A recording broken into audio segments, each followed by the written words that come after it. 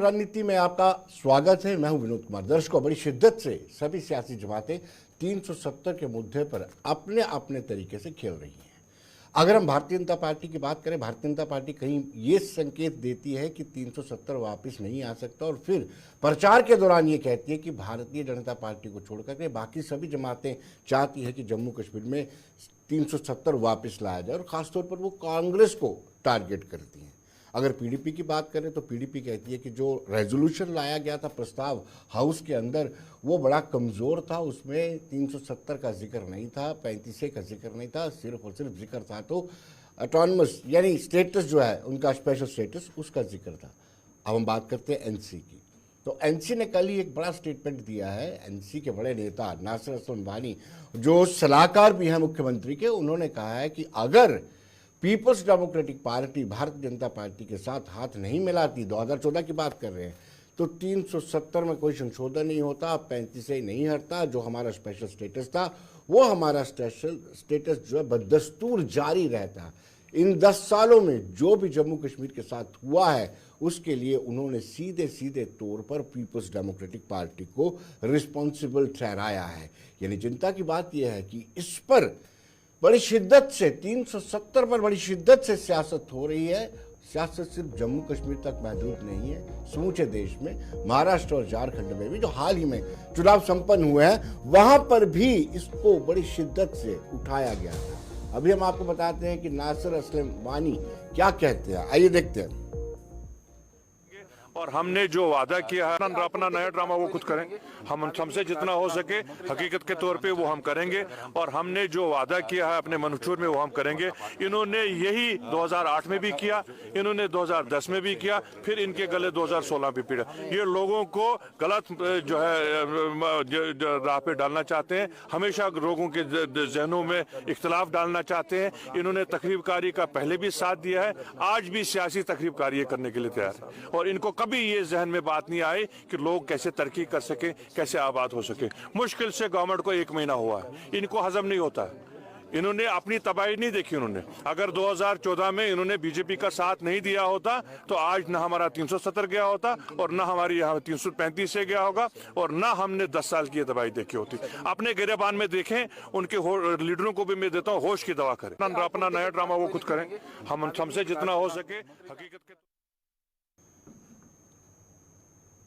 तो दर्शकों, आपने सुना किस तरीके से नासिर असलम वानी सीधा सीधा कटाक्ष पीपल्स डेमोक्रेटिक पार्टी पर कर रहे थे। उन्होंने कहा कि वो अपना गिरेबान झांके, जुम्मा 1 महीना हुआ सरकार को बने हुए, वो उलझाने का प्रयत्न कर रही है। उन्होंने ये भी कहा कि जिस तरीके से पीपल्स डेमोक्रेटिक पार्टी ने 2014 में मैंडेट की कदर ना करते हुए जिस तरीके से उन्होंने भारतीय जनता पार्टी के साथ हाथ मिलाया था, वो एक ऐसा दिन था जिस दिन तय हो गया था कि 370 और स्पेशल स्टेटस जो जम्मू कश्मीर को मिला हुआ है, जम्मू कश्मीर को अलग से संविधान मिला हुआ है, अलग से ध्वज मिला हुआ है, उसके साथ छेड़खानी तय थी। और आज सीधा आरोप उन्होंने लगाया है कि अगर पीपल्स डेमोक्रेटिक पार्टी 2014 में हाथ नहीं मिलाती तो 370 का हश्र ये ना होता, 35 का हश्र ये ना होता।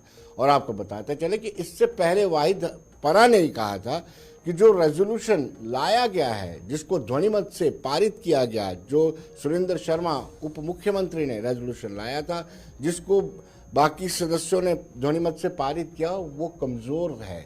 उन्होंने कहा कि नए सिरे से यहाँ पर वो लाया जाना चाहिए, नए सिरे से एक प्रस्ताव लाया जाना चाहिए जिसमें सीधे और सीधे तौर पर यह कहा जाना चाहिए कि 370 में 370 को वापस लाया जाएगा और 35 को वापस लाया जाएगा। जो 5 अगस्त 2019 से पहले का स्टेटस था, उस स्टेटस को बहाल किया जाएगा। माने आपको एक अलग झंडा दिया जाएगा और जम्मू कश्मीर को अलग से संविधान भी दिया जाएगा। यानी आए एक दिन एक नई लड़ाई शुरू हो, एक नया जद्दोजहद शुरू हो चुका है। अब 370 को लेकर के कौन इसके हितैषी है, कौन इसका ज़्यादा काम कर रहा है, इसको लेकर के लड़ाई शुरू हो चुकी है। इस वक्त मुझे विकास चुके हैं, पीपल्स डेमोक्रेटिक पार्टी के कार्यालय से हमारे साथ जुड़ चुके हैं और उनके साथ पार्टी के स्पोक्स पर्सन सोहित शर्मा जुड़े हुए हैं। सीधे आपको पीडीपी कार्यालय गांधीनगर स्थित जम्मू का पीडीपी मुख्यालय हम सीधे वहां ले चलते हैं। जी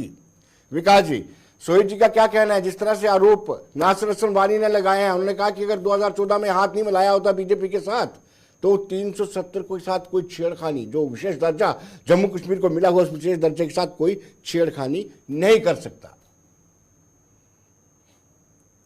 कार्यालय में है और हमारे साथ सोहेब शर्मा जी हैं। हम उनसे बात करवाते हैं कि 370 को लेके जिस तरीके से छेड़खानी की बात की गई है, उनसे बात करते हैं। सीधा हम उनसे आपकी बात करवाते हैं। हमारे साथ सोहेब शर्मा जी हैं।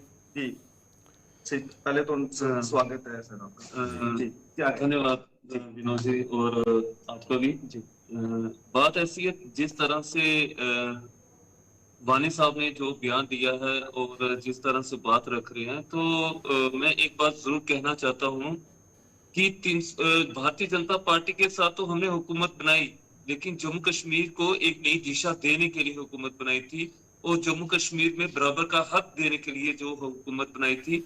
अरे ये भी तो भारतीय जनता पार्टी के साथ केंद्र में सरकार में रहे हैं।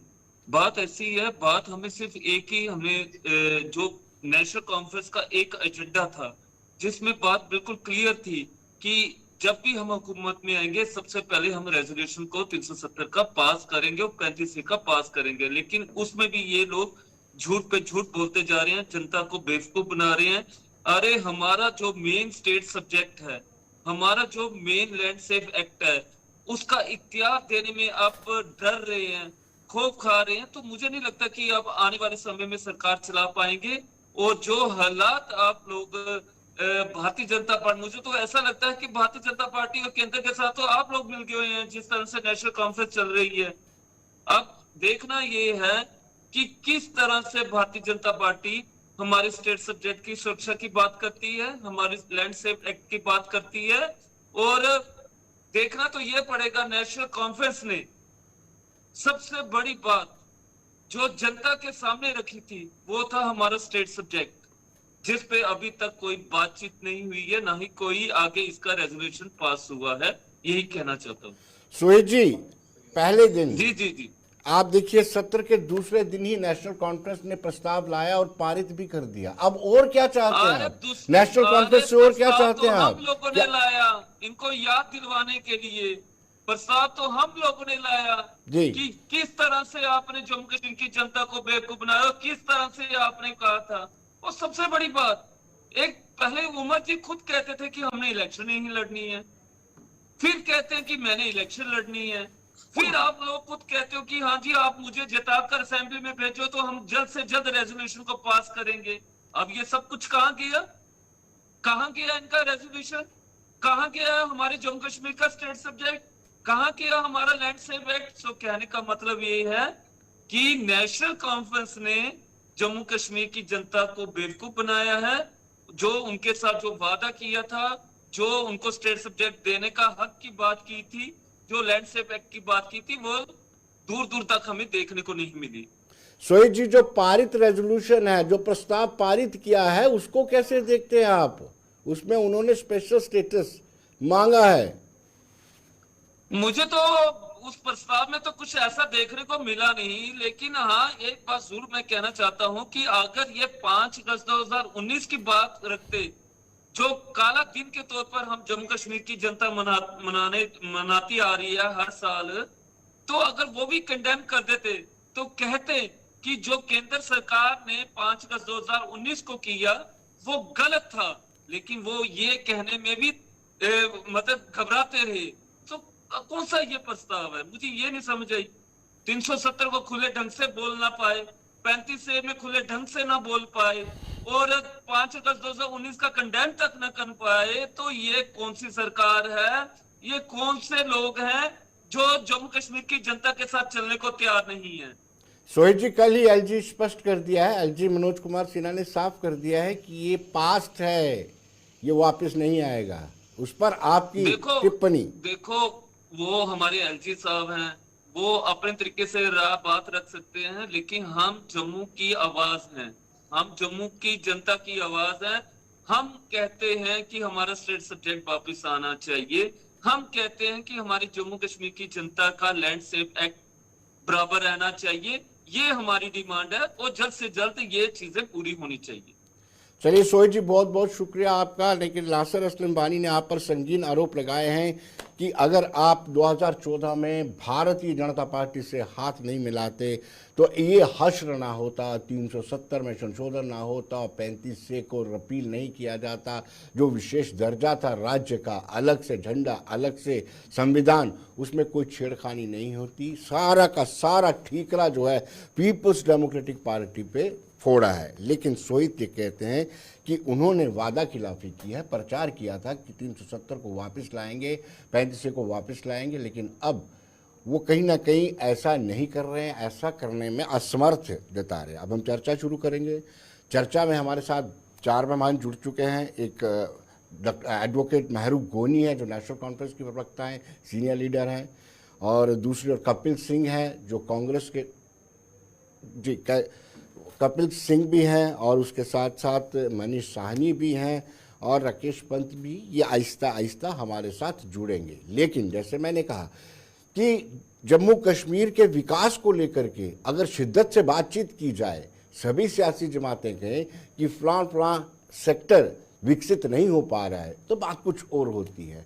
अगर हम बात करें कि हमें अपने प्रोजेक्ट्स को टाइमली कंप्लीट करना है, तो बात कुछ और होती है। नई सरकार बनी, 2014 के बाद 2024 में सरकार बनती है, और 2024 में जब सरकार बनती है तो उसके बावजूद भी वो ही घिसा पीटा पुराना राग की 370 की वापसी हम करेंगे। 370 की वापसी को लेकर नेका कुछ नहीं, नेशनल कॉन्फ्रेंस कुछ नहीं कर रही है।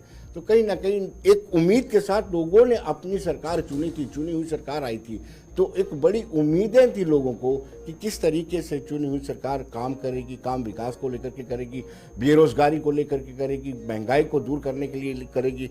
लेकिन कहीं ना कहीं नासिर असलम वानी ने जिस तरीके से स्टेटमेंट दिया है, उससे एक मर्तबा फिर विवाद और बढ़ गया है। 370 को लेकर के विवाद लगातार गहराता जा रहा है। इससे आप अंदाज़ा लगा सकते हैं कि 370 सिर्फ जम्मू कश्मीर में नहीं, समूचे देश में भारतीय जनता पार्टी भी 370 का इस्तेमाल, राजनीतिक इस्तेमाल करने में कोई चूक नहीं छोड़ती है। और पीडीपी और कांग्रेस या फिर नेशनल कॉन्फ्रेंस की तो ये मजबूरी बन चुकी है। कांग्रेस ने तो हाल ही में जब झारखंड में चुनाव चल रहे थे, महाराष्ट्र में चुनाव चल रहे थे, तो कांग्रेस के पीसीसी चीफ को यहाँ पर आकर के खुद सफाई देनी पड़ी थी कि हम सुप्रीम कोर्ट के सुप्रीम वर्डिक्ट के बाद हम कभी 370 की डिमांड नहीं कर रहे हैं, लेकिन हम ये ज़रूर चाहते हैं कि जो स्टेटहुड का दर्जा है, पूर्ण राज्य का दर्जा है, वो मिलना चाहिए। दर्शकों को एक मरतबा फिर बताते हैं कि नासिर असलम वानी ने असल में क्या कहा था और किस अंदाज में कहा, कैसा कटाक्ष उन्होंने पीपल्स डेमोक्रेटिक पार्टी पर किया, और कैसे कहा कि 2014 में अगर भाजपा से हाथ ना मिलाती तो हालात ऐसे ना होते। आइए दर्शकों आपको दिखाते हैं नासिर असलम वानी ने एक मरतबा फिर क्या कहा। हमसे जितना हो सके हकीकत के तौर पे वो हम करेंगे, और हमने जो वादा किया है अपने मनशूर में वो हम करेंगे। इन्होंने यही 2008 में भी किया, इन्होंने 2010 में भी किया, फिर इनके गले 2016 में पीड़ा। ये लोगों को गलत जो है राह पे डालना चाहते हैं, हमेशा लोगों के जहनों में इख्तलाफ डालना चाहते हैं। इन्होंने तकरीबकारी का पहले भी साथ दिया। अपना नया ड्रामा वो खुद करेंगे। हमसे जितना हो सके हकीकत के तौर पे वो हम करेंगे, और हमने जो वादा किया है अपने मनशूर में वो हम करेंगे। इन्होंने यही 2008 में भी किया। इन्होंने एक मरतबा फिर हमने इसलिए बताया आपको एक्चुअली मंशा क्या थी, इंटेंशन क्या थी, किस तरीके से, किस अंदाज से नासिर असलम वानी ने कटाक्ष किया और कहा कि ये सरकार नहीं चलने देना चाहता। जुमा एक महीना सरकार बनी है तो उसके बावजूद उन्होंने कहीं भी कहा कि पीडीपी को आत्ममंथन, आत्मचिंतन करना चाहिए कि वो 3 तक कैसे महदूद हो चुके हैं, बजाय इसके कि 370 को लेकर के किसी तरह की टीका टिप्पणी नेशनल कॉन्फ्रेंस में करे। इस वक्त कपिल सिंह हमारे पास जुड़ चुके हैं, कांग्रेस के सीनियर नेता है, प्रवक्ता है। कपिल जी, आपका स्वागत है हमारे कार्यक्रम में। हालांकि कपिल जी, आपने यहाँ पीसीसी चीफ तारिक हमीद करा ने स्पष्ट कर दिया कि 370 को लेकर के अभी कोई सरोकार नहीं है कांग्रेस को, लेकिन स्टेटहुड हमारी प्रायोरिटी है। क्या कहेंगे आप? जी बिल्कुल सही। स्टेटहुड जम्मू कश्मीर के अवाम की, जम्मू कश्मीर की जनता की प्रायोरिटी है, और कांग्रेस की भी वो प्रायोरिटी है जी। और उसके साथ कांग्रेस इसका भी समर्थन करती है कि जॉब गारंटी, लैंड गारंटी और कल्चरल गारंटी जो है वो जम्मू कश्मीर की जनता को मिलनी चाहिए। और उसी बाबत एक रेजोल्यूशन असेंबली के अंदर लाया गया। उस असेंबली के अंदर जो रेजोल्यूशन था उसमें धारा 370 का कोई जिक्र नहीं और उसमें कॉन्स्टिट्यूशनल गारंटी की डिमांड की गई थी भारत सरकार से, केंद्र सरकार से, जिसके बावजूद भारतीय जनता पार्टी ने जम्मू कश्मीर असेंबली के अंदर भी प्रोटेस्ट किया और उसी धारा 370 का नाम, जो कि उस रेजोल्यूशन में था नहीं, प्रधानमंत्री नरेंद्र मोदी जी और अमित शाह जी झारखंड और महाराष्ट्र में उसे बेचते हुए नजर आ रहे हैं। अगली परेशानी इतनी है, केंद्र सरकार से लेकर जम्मू कश्मीर के जो नेता है भारतीय जनता पार्टी के, उनको सत्ता के नशे की लत लग चुकी है। और जब किसी को सत्ता के नशे की या किसी तरह के नशे की लत लग जाए, फिर वो उस नशे के बिना रह नहीं सकता। और आप तो जानते हैं कि भारतीय जनता पार्टी का हाल ऐसा हुआ, हाथ को आया मुंह न लगा, और सत्ता के नशे की इनको लत लग चुकी है। और उसी नशे के मद में ये आज उस नशे को पाने के लिए, सत्ता को पाने के लिए असेंबली की दीवारों के साथ अपना सर टकराते हुए फिर रहे हैं। लेकिन अब सत्ता तो इनको मिलने से रही। कपिल जी, आपने परेशानी का जिक्र किया कि भारतीय जनता पार्टी की परेशानी, लेकिन ये परेशानी आपको परेशान कर गई है और खुद तारिक हमीद करा को मीडिया के सामने आकर के कहना पड़ा कि हम 370 नहीं मांग रहे हैं, क्योंकि उसका सीधा इंपैक्ट झारखंड और महाराष्ट्र में पड़ रहा था। इवन उत्तर प्रदेश में भी जो बाई इलेक्शन 9 सीटों पर हुए, वहां पर भी 370 तो सरकार के रेजोल्यूशन में भी नहीं है जी। 370 तो सरकार ने जो रेजोल्यूशन लाया उसमें भी नहीं है जी। वो तो भारतीय जनता पार्टी, प्रधानमंत्री नरेंद्र मोदी, अमित शाह जी, वो झूठ बोलकर धारा 370 को बेचने का प्रयास कर रहे हैं इलेक्शन के अंदर, जबकि रेजोल्यूशन में तो है ही नहीं ना। अगर रेजोल्यूशन में अगर होता तो फिर इस बाबत इसके ऊपर डिबेट होती, विज्ञप्ति होती, बातचीत होती। लेकिन जब रेजोल्यूशन में है ही नहीं, और जिस रेजोल्यूशन पे झूठा बयान देकर भारतीय जनता पार्टी जम्मू कश्मीर के अंदर और बाहर राज्यों के अंदर भारतीय जनता पार्टी बेचने का प्रयास कर रही है, वो शर्मनाक है, वो अपमानजनक है, वो तो कॉन्स्टिट्यूशन का ही अपमान है।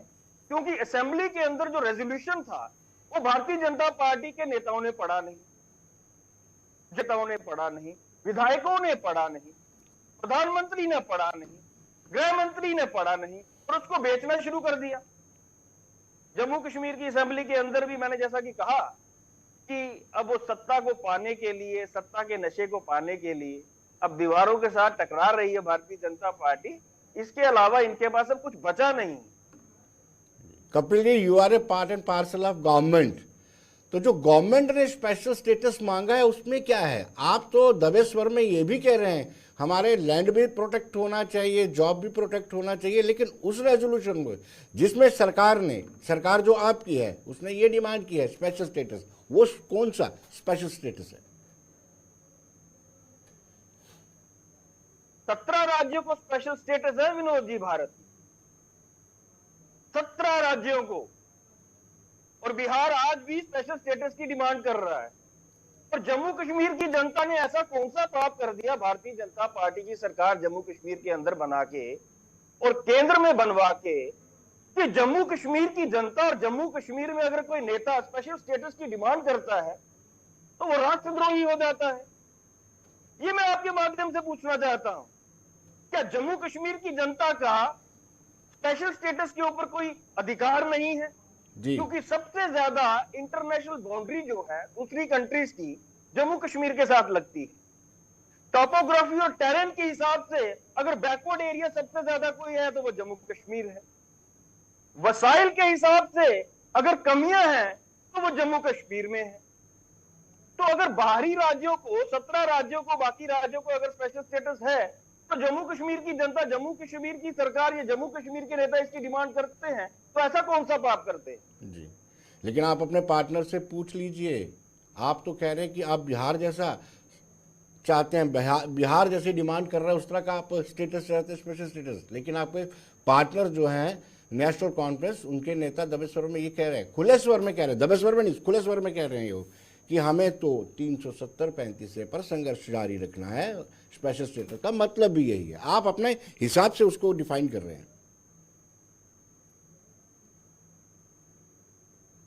मैं आपके प्रोग्राम में बहुत बार कह चुका हूं विनोद जी कि धारा 370 अगर दी गई थी तो वह जम्मू कश्मीर को भारतीय संविधान के तहत दी गई, भारत के आइन के मुताबिक दी गई, वो किसी दूसरे देश के आइन के मुताबिक तो दी नहीं गई थी। और अगर उसको पार्लियामेंट ने रिवोक कर दिया और अगर उसके बाद सुप्रीम कोर्ट ने भी उसके ऊपर मोहर लगा दी कि अब इसके ऊपर कोई बातचीत नहीं होगी, तो कांग्रेस एक नेशनल पार्टी होने के नाते सुप्रीम कोर्ट का सम्मान करती है। तो इसीलिए हम उसके ऊपर बात नहीं करते, क्योंकि अब सुप्रीम कोर्ट का वर्डिक्ट आ चुका है। लेकिन स्पेशल स्टेटस की डिमांड करना जम्मू कश्मीर की जनता का, जम्मू कश्मीर की सरकार का ये नैतिक अधिकार है। जम्मू कश्मीर के हर नागरिक का, हर नेता का ये नैतिक अधिकार है कि उसको स्पेशल स्टेटस मिलना चाहिए, उसको जॉब गारंटी मिलनी चाहिए, लैंड गारंटी मिलनी चाहिए, कल्चरल गारंटी मिलनी चाहिए।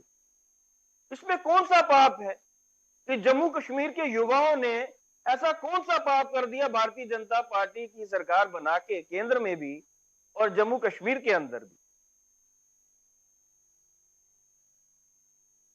होनी चाहिए, वो आपके पार्टनर हैं, उनसे बिना पूछे आप ये कह रहे हैं कि आप सिर्फ और सिर्फ बाकी जैसे स्टेट्स में स्पेशल स्टेटस मिला है वैसा दे रहे हैं। कपिल जी, मैं अपनी पार्टी का स्टैंड साफ कर रहा हूं जी, और मैंने आपसे पहले भी इलेक्शन में आपने मुझसे सवाल किया था और मैंने आपको कहा था कि उनका मैनिफेस्टो अपना है, कांग्रेस का मैनिफेस्टो अपना है और सरकार एक कॉमन मिनिमम प्रोग्राम के तहत चलेगी। जब तक कांग्रेस को सूटेबिलिटी रहेगी, कांग्रेस आइन के पक्ष में बात करने वाली है, कांग्रेस आइन को मद्देनजर रखते हुए बात करने वाली पॉलिटिकल पार्टी है और राष्ट्रीय पार्टी है। और कॉमन मिनिमम प्रोग्राम के तहत जब तक सरकार चलती रहेगी हम सरकार के साथ। चलिए, इस वक्त राकेश पंत जी जो भाजपा से ताल्लुक रखते हैं वो भी जुड़ चुके हैं और मनीष साहनी 12 उद्धव ठाकरे गुट के नेता या यूं कहीं यूटी प्रेसिडेंट वो भी हमारे साथ जुड़ चुके हैं। राकेश जी, इनका कहना है कि रेजोल्यूशन में ऐसा कुछ था ही नहीं, लेकिन भारतीय जनता पार्टी को महाराष्ट्र और झारखंड में रोटियां सेकनी थी राजनीतिक, इसलिए उस रेजोल्यूशन को लेकर के बार बार कहा गया कि कांग्रेस कश्मीर में चाहती है एक मरतबा फिर 370 आए। ये कांग्रेस के प्रवक्ता कपिल जी का कहना है। नहीं, आप भी इनको थोड़ा रेजोल्यूशन बता दीजिए। रेजोल्यूशन चुनाव शायद जी कपिल जी, जी कपिल जी, आपकी आवाज नहीं आ रही कपिल जी। धारा 370 नाम का शब्द जी, हेलो जी कपिल जी, आ रही।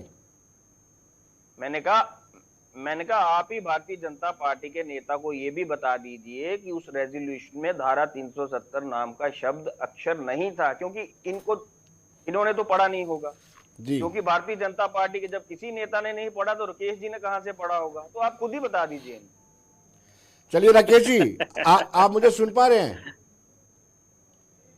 जी राकेश जी, मेरी आवाज आप तक आ रही है? बिल्कुल आ रही है जी, बिल्कुल आ रही है जी। आपने कपिल जी को सुन लिया होगा, मुझे लगता है कि मुझे सवाल करने की जरूरत नहीं है। बिल्कुल सुन लिया मैंने सुन लिया। कपिल अभी कह रहे थे कि मैं अपनी पार्टी का स्टैंड क्लियर कर रहा हूं। पिछले काफी दशकों से राहुल गांधी अपनी पार्टी का स्टैंड क्लियर नहीं कर पाए, तो कपिल अपना स्टैंड जो है वो क्लियर मुझे लगता है नहीं कर पाएंगे। यहाँ ये वही कांग्रेस पार्टी है जिसने चुनावों के समय जब नेशनल कॉन्फ्रेंस से अपना घोषणा पत्र जारी किया तो ये मूक दर्शक बने रहे, तमाशा देखते रहे और इन्होंने भी उनकी हाँ में हाँ मिलाई कि 370 वापस आना चाहिए, आ जाएगा 370। हमने तो शुरू से कहा कि 370 जो है अभी पुष्टे भी चली जाएंगी कांग्रेस पार्टी की तो भी वापस नहीं आएगा। और अभी कपिल ने ये भी कहा कि भाई अगर सुप्रीम कोर्ट ने मोहर लगा दी है तो फिर तो 370 आने का सवाल। तो भाई रात किस लिए अलाप रहे हो आप लोग? किस लिए बार बार लोगों असेंबली में आपने रेजोल्यूशन पास किया और अब आपको क्लैरिफिकेशन देनी पड़ रही है कि नहीं हमने उसमें कुछ नहीं किया? अरे भारतीय जनता पार्टी कहाँ रोटियां सेक रही है भाई? भारतीय जनता पार्टी जो आपका नकाब आपने ओढ़ रखा है देशद्रोहियों वाला, आपने और नेशनल कॉन्फ्रेंस ने इसको लोगों के सामने रख रही है। तो क्या आप देशद्रोह करेंगे? भारत के संविधान को आप चैलेंज करेंगे और उसके बाद ये भी ना कहेंगे कि भारतीय जनता पार्टी जो है वो पूरे देश में इसको बताए भी ना, आपका चरित्र ना बताए, तो ये कैसे हो सकता है? तो इसलिए हम आपका चरित्र बता रहे हैं कि आप उस समय भी पत्थरबाजों को छोड़ देंगे, उनके साथ रहे उनसे जो पीएसए लगा है उनको छोड़ देंगे, उनके साथ रहे, कश्मीर में शांति भंग करेंगे उसके साथ रहे, बोला कुछ नहीं। अब आपको लगा कि महाराष्ट्र और झारखंड में तो स्थिति जो है वो हरियाणा वाली होने जा रही है, तो अब आप निकल के आए बिल में से और कहा कि भाई वो नहीं नहीं नहीं नहीं, इसमें तो 370 नाम की कोई चीज ही नहीं थी। तो भाई नहीं थी तो उस समय क्यों चुप रहे? जब ये नेशनल कॉन्फ्रेंस ने अपने घोषणा पत्र में इसको रखा, तब आपको बोलना चाहिए था कि हम इसके साथ नहीं है। अब आपके गले की हड्डी बन गई है 370, ना खाए बन रहा है, ना उसको निकलते बन रहा है, ना उगलते बन रहा है। अब आपको समझ में आ रहा है कि देश आपका चरित्र जानता है और आपकी इसी चाल ढाल की वजह से हरियाणा आपके हाथों से निकला है। क्योंकि हरियाणा के राष्ट्रवादी लोगों ने भारतीय जनता पार्टी को इसीलिए वोट किया क्योंकि भारतीय जनता पार्टी ने आपकी चाल और चरित्र जो है वो लोगों को बताया। राकेश जी संविधान को किस तरह। राकेश जी आप बने रहिए। और मैं आपको बता दूं कि 2014 में जब आपने पीडीपी के साथ सरकार बनाई थी तो आपने भी हजारों पत्थरबाजों को छोड़ा था। आपके मैनिफेस्टो में भले नहीं था लेकिन छोड़ा आपने भी है। लेकिन मिलता है एक छोटे से ब्रेक के बाद वापिस लौटते हैं।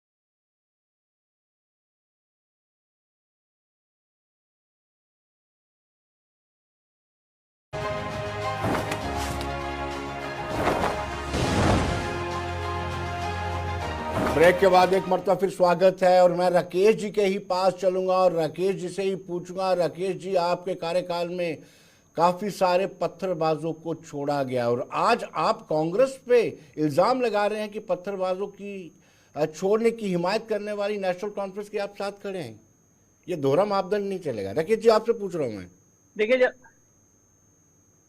जब भारतीय जनता पार्टी ने पीपल डेमोक्रेटिक पार्टी के साथ एक सरकार बनाई तो उस समय ये था कि पीपल डेमोक्रेटिक पार्टी कश्मीर से बहुत बड़े मैंडेट के साथ आई थी और भारतीय जनता पार्टी को जम्मू से मैंडेट जो है वो मिला था। हम एक कॉमन मिनिमम प्रोग्राम के अंतर्गत हमने सरकार बनाने का एक वाइबल ऑप्शन जो है वो दिया और जब हमें ये लगा कि पीपल डेमोक्रेटिक इस वाइबल ऑप्शन में पत्थरबाजों की रिहाई थी। इस वाइबल उसको जी इस वाइबल ऑप्शन में क्या पत्थरबाजों की रिहाई थी? नहीं, बिल्कुल नहीं था। नहीं, बिल्कुल नहीं था। इसीलिए तो हम बाहर चले आए उसमें से जी, सरकार को तिलांजलि दे दी क्योंकि हम काम करना चाहते थे। और ये जो हम आजकल एक रहेंगे तो सेफ रहेंगे बात करते हैं तो इसमें एक निशान, एक विधान और एक संविधान भी आता है। ये जो दो वाले हैं ये कहीं नहीं चलेंगे। तो इसलिए मैं आपसे कह रहा हूं कि अभी कपिल ने ये कहा कि भाई किस लिए जम्मू कश्मीर के लोगों ने भारतीय जनता पार्टी की सरकार बना दी। भाई हमारी सरकार नहीं है, यहाँ पर नेशनल कॉन्फ्रेंस की सरकार है। हम दिल्ली में बैठे हुए हैं और इसीलिए आपको ये डर है कि दिल्ली वाले तो कुछ करने नहीं देंगे, ऊपर हम बैठे हुए हैं। तो आप देश के विरुद्ध अगर कोई कदम उठाएंगे तो उसको बड़ी शिद्दत के साथ भारतीय जनता पार्टी ऐसे ही रोकेगी और आपको कुछ इस तरह का करने ही नहीं देगी जिससे देश जो है उसकी एकता और अखंडता को नुकसान पहुंचता हो। मनीष जी बड़ा मुस्कुरा रहे हैं। कहीं ना कहीं कांग्रेस से दोस्ती का खामियाजा आपको भी भुगतना पड़ा है महाराष्ट्र में। जिस तरीके से भारतीय जनता पार्टी ने एक नैरेटिव सेट किया कि कांग्रेस चाहती है कि दोबारा से 2 झंडे और 2 संविधान जम्मू कश्मीर में हो जाए, प्रचार में खूब किया उन्होंने। जी मनीष जी। देखिए, पहले तो बटेंगे कटेंगे अब तो यार नोट बटेंगे तो सत्ता पाएंगे, महाराष्ट्र में तो ये दिखाई दे रहा है। देखिए कोई खामियाजा नहीं भुगता, जनता जो है आजकल बहुत ज्यादा जागरूक है।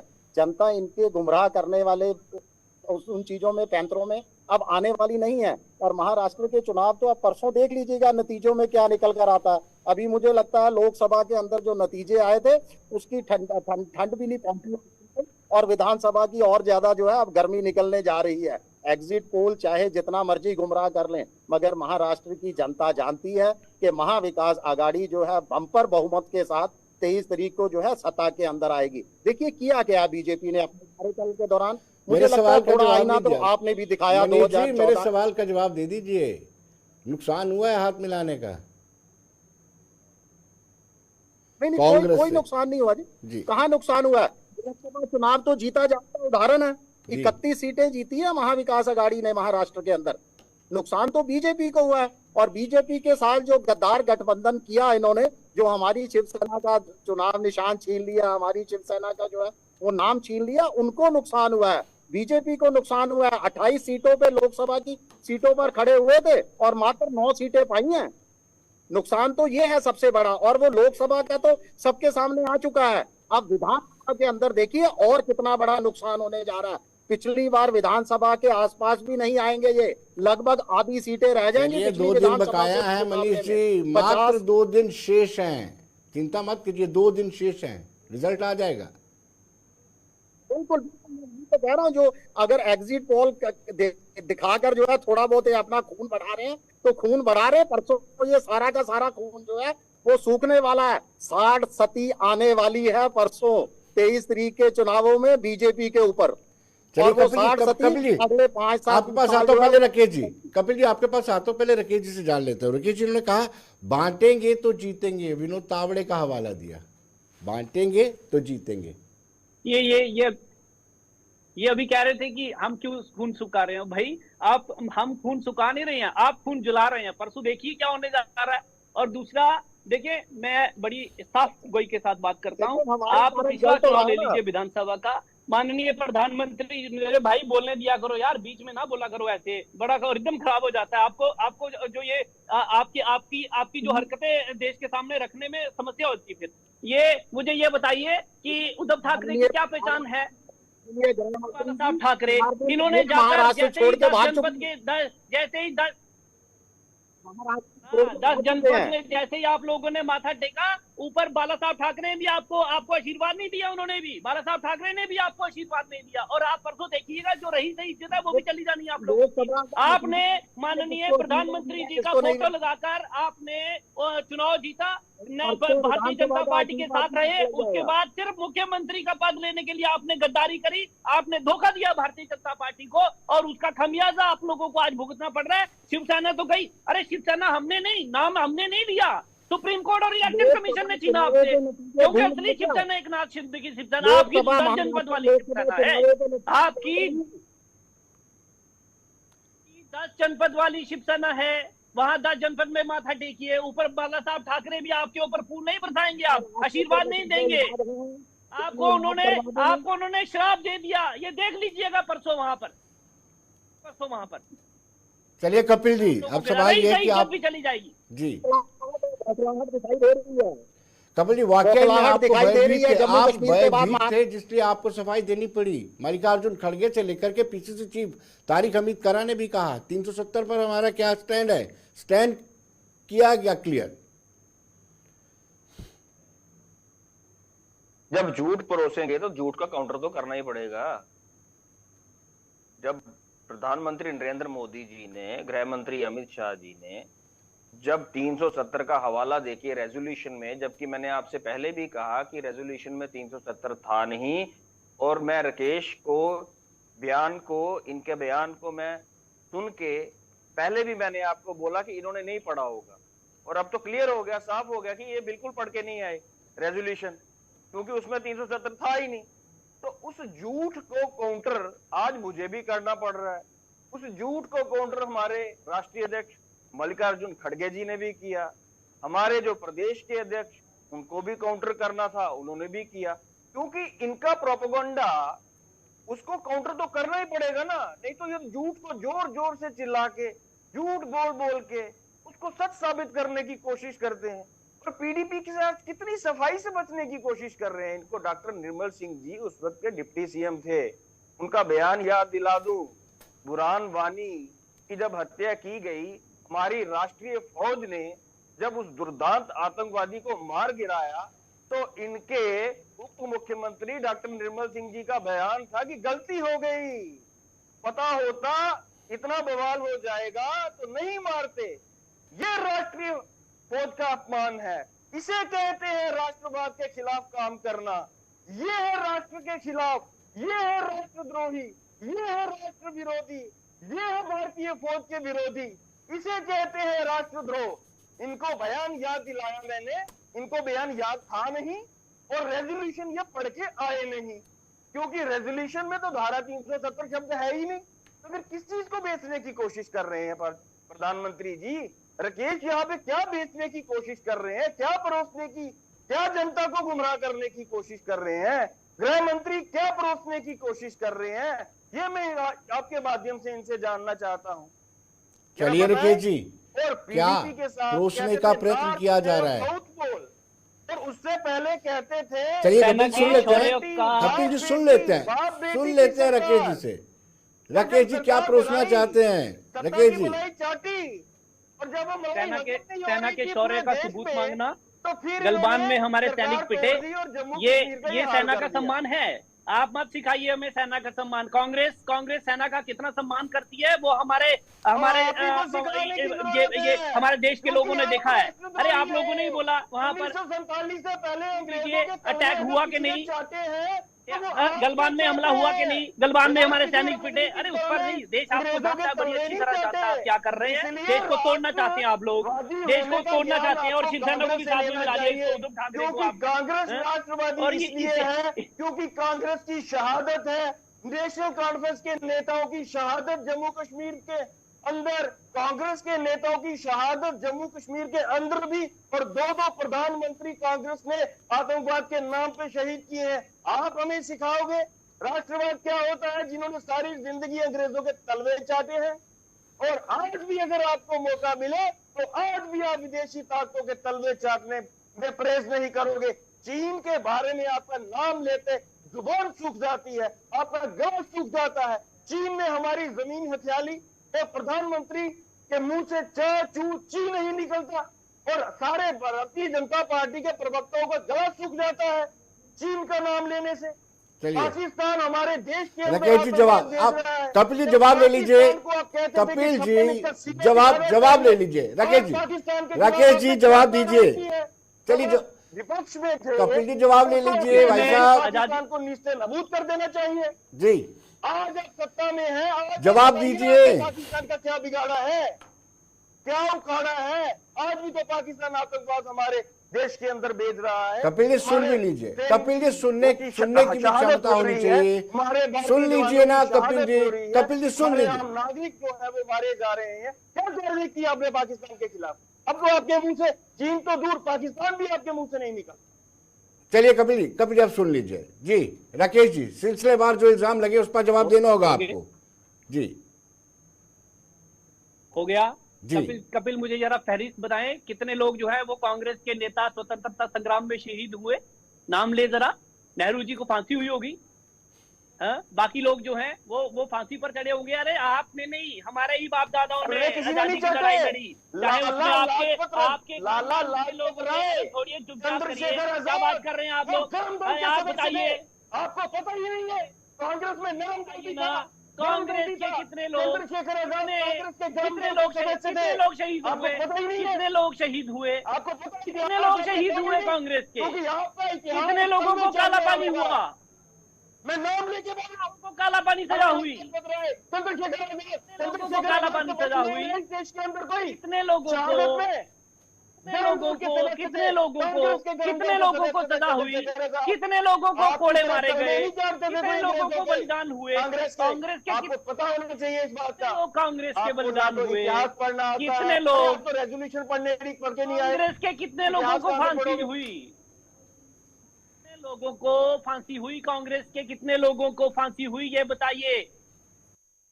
मैंने चंद्रशेखर आजाद का नाम लोगों लिया। को काले पानी की सजा हुई। आपको शर्म नहीं आती? कितने लोगों को सजा है काला पानी? चंद्रशेखर आजाद मुझे नहीं आती। एनकाउंटर में शहीद देश हुआ। जानता है आपको। आपको शर्म नहीं आती? चंद्रशेखर आजाद कांग्रेस के थे, जो देश के लिए लड़ाई लड़ते कांग्रेस के हुए थे। कांग्रेस के गरम दल के सदस्य चंद्रशेखर आजाद जी शहीद कांग्रेस हुए। के थे। आपको एक नाम काफी नहीं है? कांग्रेस के गरम दल के सदस्य थे। हाँ। लाला लाजपत राय गरम दल के सदस्य। अच्छा, ये गरम हो गए। ये सारे आप गरम क्या दल, करते अरे थे? भाई कपिल इतना अंग्रेजों के बताओ, तलवे चाटते ये थे। सारे गरम दल वालों को ही अंग्रेजों के सजा है तलवे काला चाटते पानी थे। और मौत क्यों हुई? अंग्रेजों के ये तलवे नरम चाटते दल थे। वालों को क्यों नहीं हुई? नरम दल वालों को क्यों नहीं हुई? जी। वालों को ही क्यों हुई? नरम दल वालों को क्यों नहीं हुई? जी ये नरम दल वाले कहाँ थे? तो ना, ये माउंटबेटन के साथ इश्क फरमा रहे थे।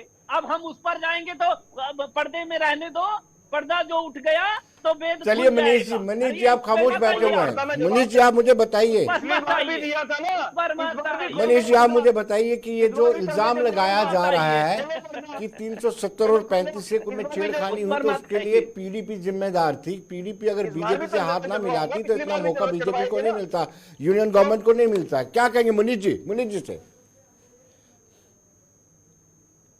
क्योंकि पहले तो पीडीपी ने सरकार जो चलाई 2014 के अंदर बीजेपी के साथ मिलकर तो चलाई। उससे पहले मैं इनका जवाब दे दूं, जो आज शहादत की बात कर रहे थे बहुत ज्यादा, मुझे बताइए ये तो वो लोग हैं जो 2014 में देश को आजाद मान रहे थे। इनके नेतागण तो 1947 की आजादी मानने को तैयार नहीं है, और आज पूछा जा रहा है कि किन्होंने शहादत दी और किन्होंने जो है शहादत नहीं दी। शहादत पर भी जो है सवालिया निशान लगाया जा रहा है। और दूसरी तरफ ये बात करते हैं कि सेना के सर्जिकल स्ट्राइक के ऊपर जो है विपक्ष सवाल खड़े करता है। अरे सवाल तो आप इतना बड़ा खड़ा कर रहे हैं देश की आजादी को लेकर, पहले उस कम से कम जो है उन आजाद वीरों का नमन कीजिए, उनको श्रद्धांजलि दीजिए। उनके पास सवाल नहीं उठाइए कि किसने आजादी के अंदर, लड़ाई के अंदर शहादत दी, किसने नहीं दी।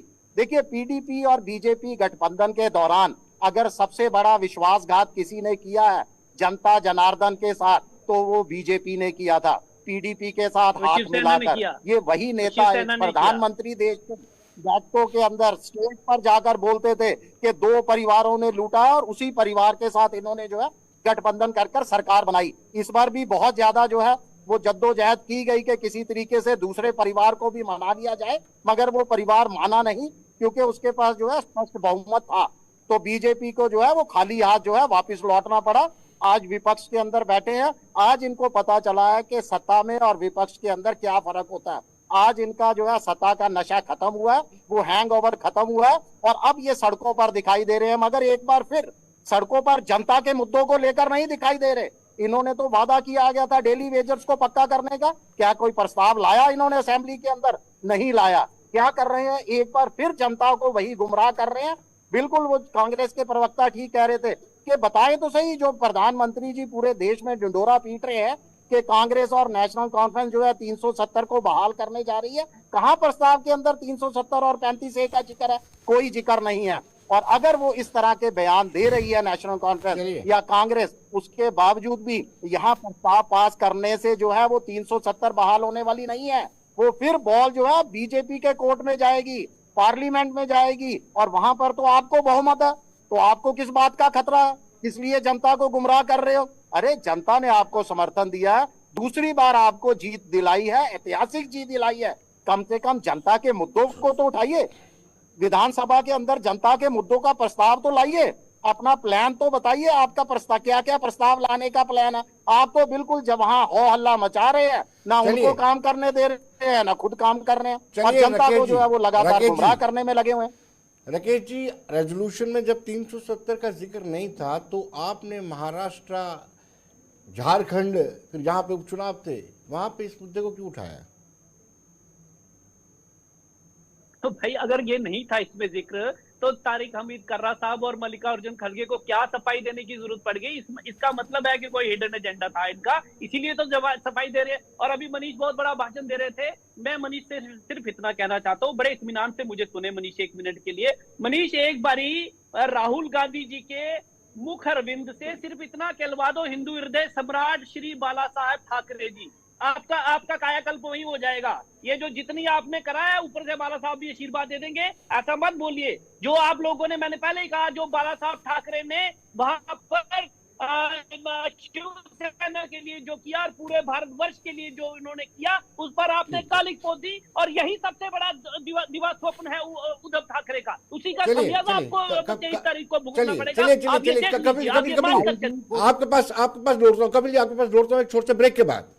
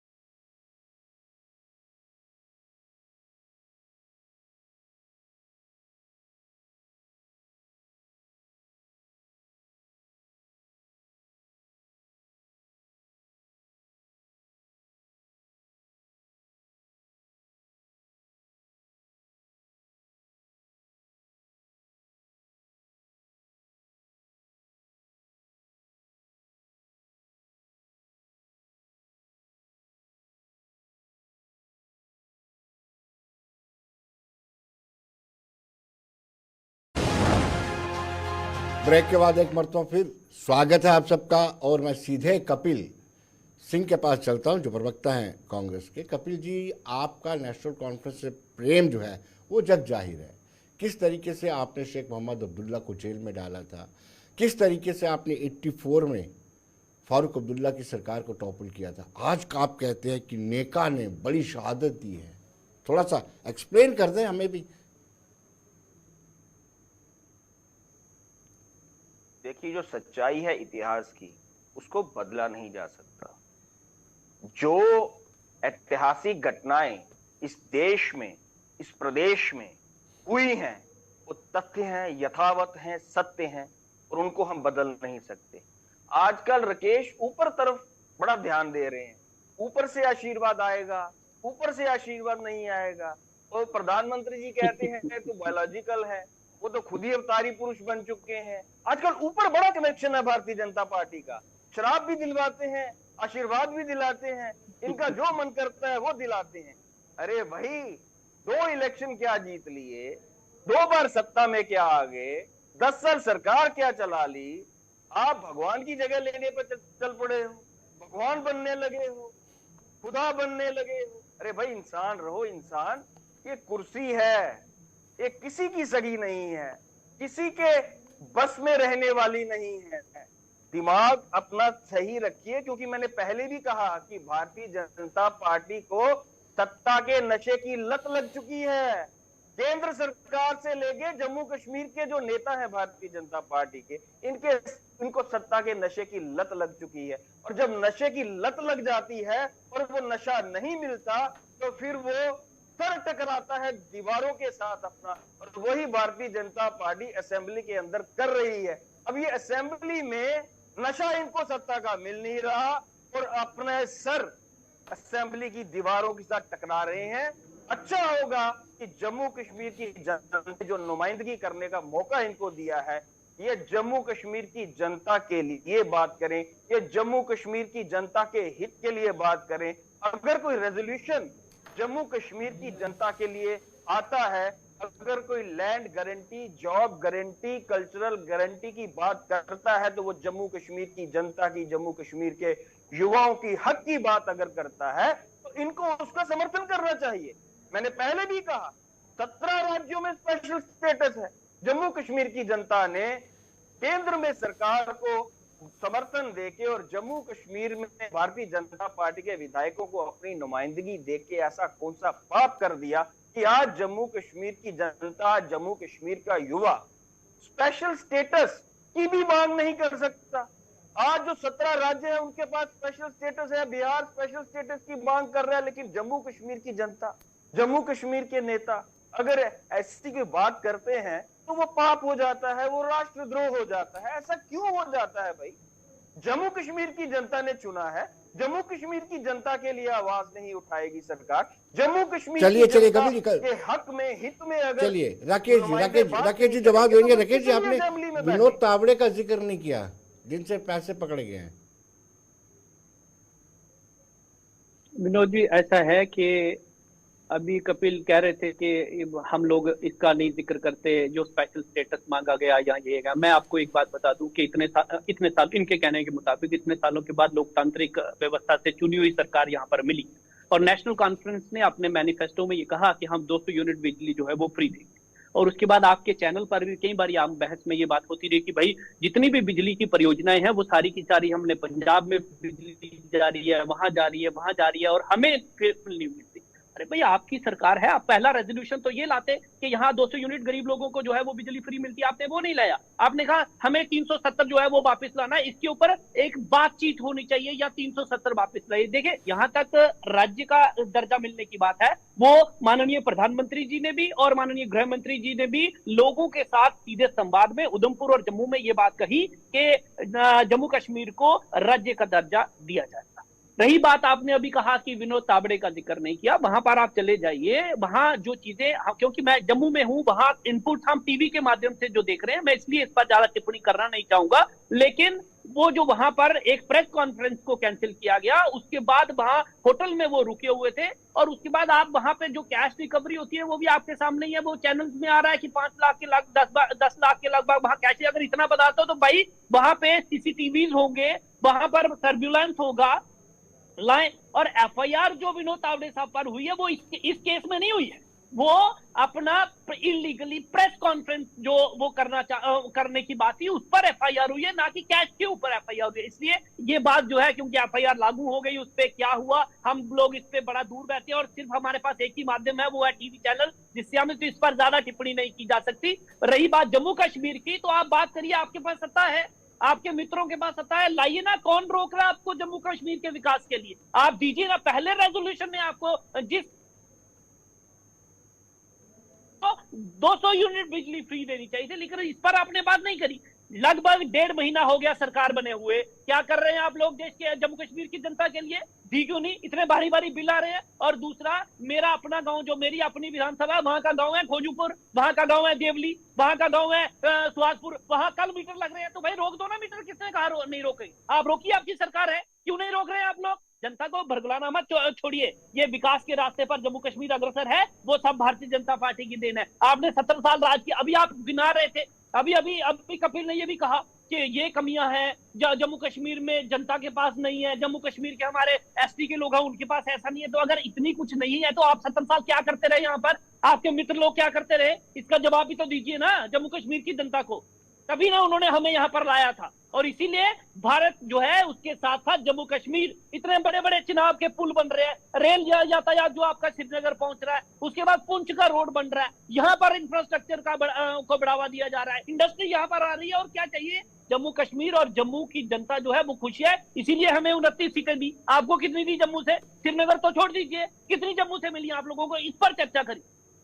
लेकिन राकेश जी, सवाल ये उठता है कि जिस रेजोल्यूशन में 370 का नाम नहीं था, तो उस रेजोल्यूशन को लेकर के आप बार बार झारखंड और महाराष्ट्र और जहां बाई इलेक्शंस हैं वहां पर भी आप ये 370, एक तरफ आप कहते हैं कि 370 वो हड्डियां हैं जो विसर्जित हो चुकी हैं गंगा में, वो वापस नहीं आ सकती हैं, फिर चुनाव में उन हड्डियों का आपका जिक्र क्यों करना पड़ता है?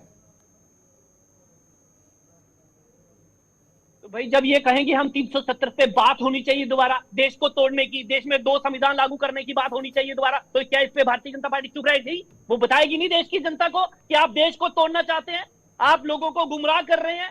आप कश्मीर में अशांति फैलाना चाहते हैं, वहां पर इतना टूरिस्ट आ रहा है, उसको आप और कश्मीरी आम कश्मीरी जो है वो तरक्की कर रहा है, शिकारे चल रहे हैं, होटल फुल हैं, तो कब बताएंगे नहीं कि आप क्या करना चाहते हैं देश के साथ? आप इसको तो तोड़ना चाहते हैं, आप और भी जगह पे यही कर रहे हैं, आप पंजाब में यही कर रहे हैं। तो इसलिए भारतीय जनता पार्टी जब तक है और इस देश को तोड़ने के किसी भी प्रयास को सफल नहीं होने देंगी। और कांग्रेस का चाल और चरित्र, और ये साथ में जो बैठे हुए आजकल नए नए इनके साथ मिले हैं उद्धव ठाकरे जी, इनका भी चरित्र जो है वो जनता के सामने रखेगी, जैसे महाराष्ट्र में रखा। और महाराष्ट्र में हम परसों सरकार बनाने जा रहे हैं, इसकी मिठाई भी हम लोग जो है वो इधर मनीष जी और कपिल को जो है वो भी खिलाएंगे। लेकिन आप ये इस बात को मानते हैं कि अगर कांग्रेस या अपोजिशन फेक नैरेटिव बिल्ड करती है तो आप भी उसको फॉलो करते हैं? ये फेक नैरेटिव नहीं है तो क्या? हम फॉलो नहीं करते। आपने, अरे भाई, इनकी शुरू से ये मंशा थी, जैसे ही यहाँ पर चुनाव की घोषणा हुई, नेशनल कॉन्फ्रेंस ने अपना घोषणा पत्र जारी किया, कांग्रेस के हमारे मित्र बैठे हुए हैं, एक दिन पहला फेज जो था चुनाव का, उसके एक दिन पहले कांग्रेस अपना मैनिफेस्टो लाती है। क्यों उसमें नहीं कहा गया कि सुप्रीम कोर्ट ने जो जजमेंट दे दी उसके ऊपर हम लोग कुछ नहीं करेंगे, हम नेशनल कॉन्फ्रेंस के साथ इस बात से सहमत नहीं है? तब नहीं कहा गया। अब क्योंकि मैंने कहा महाराष्ट्र और झारखंड में समस्या होने जा रही है, देश का राष्ट्रवादी जो लोग हैं वो इनके मुंह पे तमाचा जलने जा रहे थे, इसलिए इनको बोलना पड़ा, कर्रा साहब को भी बोलना पड़ा, खड़गे साहब को भी बोलना पड़ा, इसलिए ये सामने आए हैं। और हिडन एजेंडा इनका जो है वो यही है कि 370 पे बात होनी चाहिए तो और देश को तोड़ा जाना चाहिए, 2 संविधान लागू होने चाहिए। चलिए राकेश जी, बहुत बहुत शुक्रिया आपका, मनीष जी आपका भी बहुत बहुत शुक्रिया, और कपिल जी आपका भी बहुत बहुत शुक्रिया। सियासत तो मुद्दे पर हो, विकास को लेकर के हो, लेकिन आप भी हम उन मुद्दों को लेकर के सियासत करते हैं जिनका कोई रेलेवेंस नहीं है। तो दर्शकों, आप बने रहिए देश दुनिया की खबरों के लिए और मुझे दीजिए इजाजत। नमस्कार।